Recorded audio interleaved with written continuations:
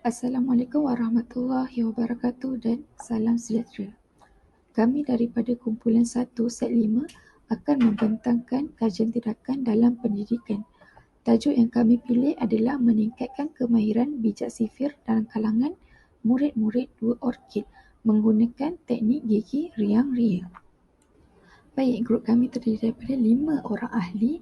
Yang pertama, Nur Aisyah Hira binti Muhammad Zamzuri, Rosyafika binti Razali, Aina Nabila binti Rustam, Nur Izzati binti Hashim, dan yang terakhir, saya sendiri, Najwa Fatinah binti Muhammad Zafrullah.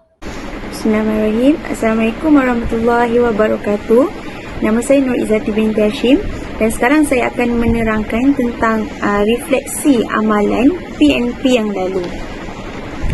Baiklah, saya pernah mengajar mata pelajaran matematik selama 1 tahun di Sekolah Kebangsaan Kampung Berangan, Pasir Putih, dan selama itu jugalah saya menghadapi masalah yang sama sahaja, iaitu pelajar mengambil masa yang lama untuk menguasai sifir dan tidak berminat untuk mengira ataupun untuk memahami sifir tersebut. Kerana pada pendapat saya, murid-murid sepatutnya meminati sifir kerana ia tidak perlu membaca buku yang terlalu banyak seperti mata pelajaran bahasa Melayu. Dan saya juga merasakan bahawa kaedah pengajaran yang saya gunakan adalah sama daripada mula-mula saya mengajar, iaitu chalk and talk. Dan juga saya hanya menyuruh murid-murid untuk menulis sifir dengan menggunakan kaedah petak sifir di dalam buku tulis matematik.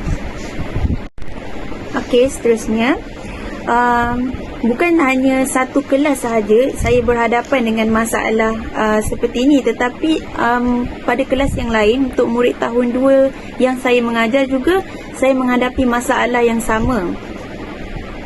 Perkara ini sebenarnya amat membimbangkan dan tidak boleh dibiarkan kerana ianya akan berlarutan. Selain saya memikirkan masalah ini berpunca daripada diri saya sendiri, saya juga perlu mendekati murid-murid untuk mendalami masalah mereka dan mencuba untuk mencari penyelesaian yang terbaik. Dan mungkinkah persekitaran kelas yang sama apabila mereka datang ke sekolah, atau mungkin juga latar belakang keluarga yang tidak mempunyai pengetahuan yang mendalam, ataupun latar belakang ibu bapa yang tidak mempunyai pendidikan yang tinggi.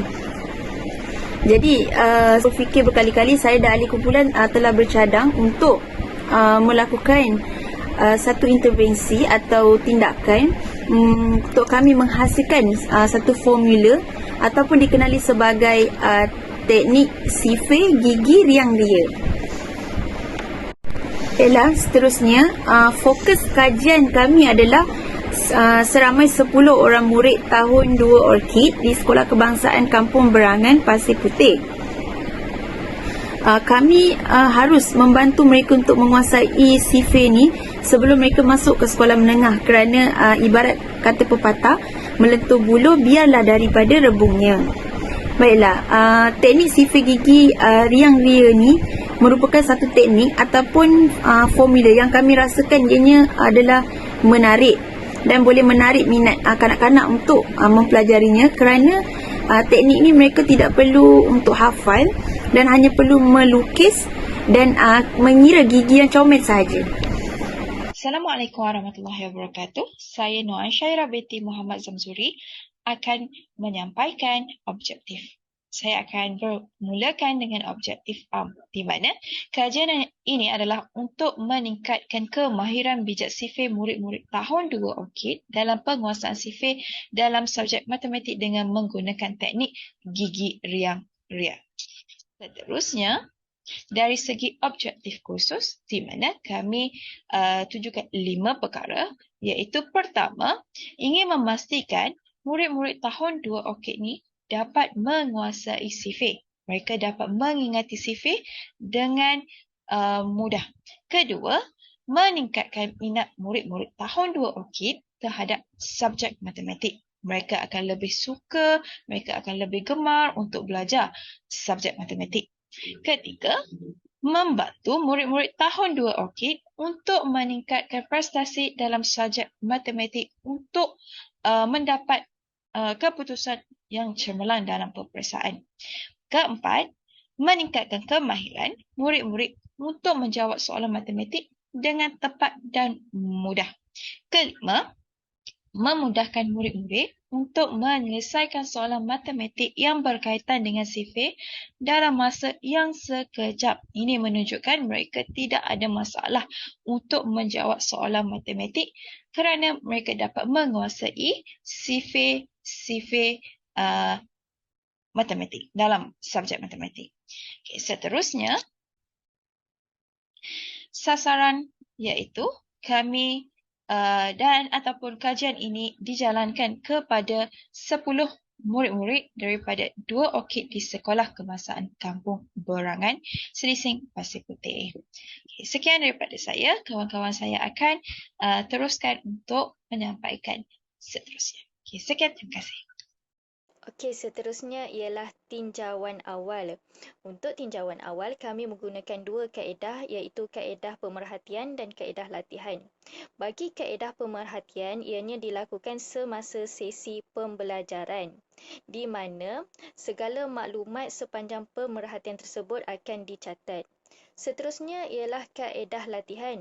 Bagi kaedah latihan, ujian pra akan dijalankan di mana pelajar diedarkan dengan dua set soalan yang terdiri daripada set sifir 6 dan yang kedua set sifir campuran.